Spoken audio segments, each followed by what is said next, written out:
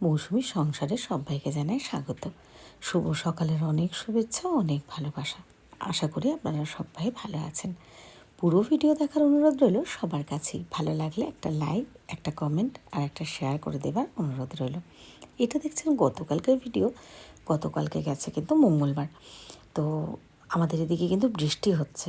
আপনারা কে কোনখান থেকে ভিডিওটা দেখছেন, আপনাদের ওখানে বৃষ্টি হচ্ছে কিনা অবশ্যই একটা কমেন্টে জানাবেন। আমাদের এদিকে কিন্তু বৃষ্টি হচ্ছে।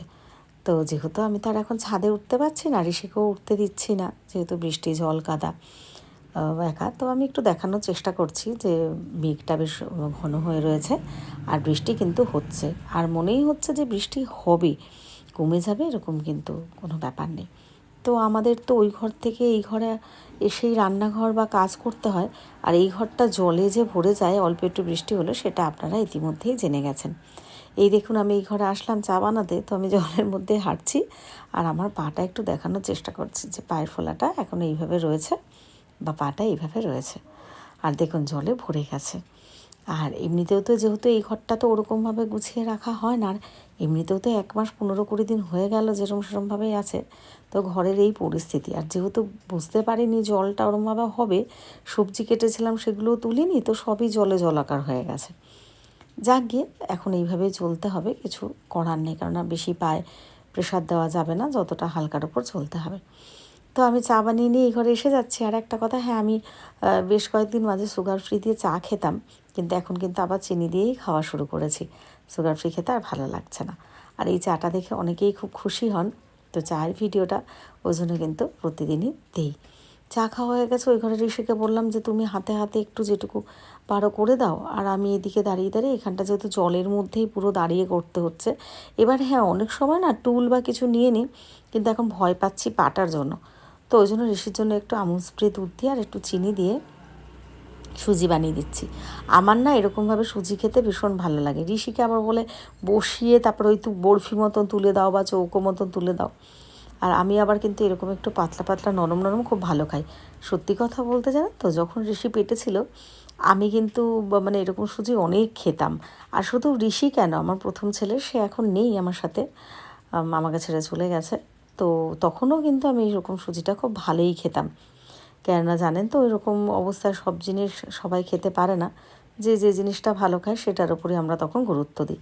রাস্তা দিয়ে যাচ্ছিলো এক মাছালা দাদা, ঋষির হঠাৎ করেই মনে হলো আর বলছিল চিংড়ি মাছ, শুনেই লাফ দিয়ে উঠলো, মা অল্প একটু চিংড়ি মাছ রাখো, খাবো। সত্যি কথা বলতে বাজারে আমি খুব কমই যাই, আমাকে বাজারে এনেই দেয়। আর বৌদিকে দিয়ে সবজি বাজার করিয়ে রেখেছিলাম কিছু, সেগুলো তো একটু আপনাদের সাথে শেয়ার করেছি। তো ওই জন্য ভাবলাম ঠিক আছে অল্প একটু রাখি। একটা ছ্যাঁকা খেলাম, দেখেছেন খুন্তিটা গরম হয়ে গেছে, বুঝতে পারিনি, হাত দিয়ে নিয়েছি। তো চিংড়ি মাছগুলো একসাথে কুটে বেছে গুছিয়ে ভেজে নিলাম। তো কটা ঝিঙে ছিল আর আলু ছিল, ঝিঙে আলু পোস্ত করবো ভাবলাম।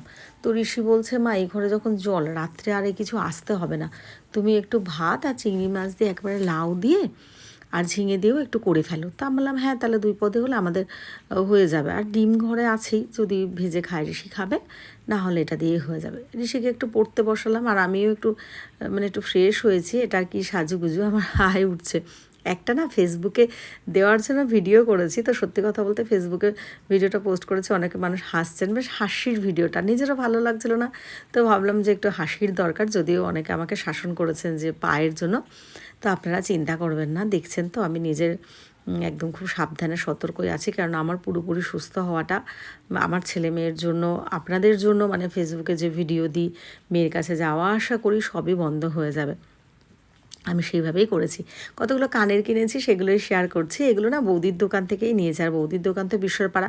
আমি অনেকবারই অনেক শেয়ার করেছি, তবু যদি কেউ জানতে চান তাহলে আমাকে কমেন্ট করবেন, আমি ফোন নাম্বার বা প্রপার অ্যাড্রেসটা দিয়ে দেবো। যদিও একদম বিশ্বরপাড়া স্টেশনের আগের যে নামার ছিল ওই মাথার দিকে 6 নম্বর গেটের দিকে যেতে, তো ওইখানেই একদম দোকান। 4টে কানের নিয়ে এসেছি, তো 3টে ঠিক আছে, একটা ঠিকঠাক মানে আটকাতে পারছি না, কানে বাই হচ্ছে না। যাই হোক, সেটা পরের কথা। তো কানেরগুলো কেমন হয়েছে অবশ্যই জানাবেন, আর আমি তো পরে পরে এগুলো পরে ভিডিওতে শেয়ার করব।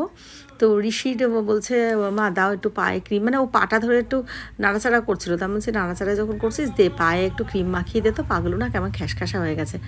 আর যে পায়ে প্লাস্টার ছিল ওখানটা তো চামড়া মতন মানে উঠতে থাকছে, হয়তো ওটা উঠে আবার ফ্রেশ একটা চামড়া হবে, যেহেতু বেচারি একটা খোলসের মধ্যে ছিল অনেক দিন।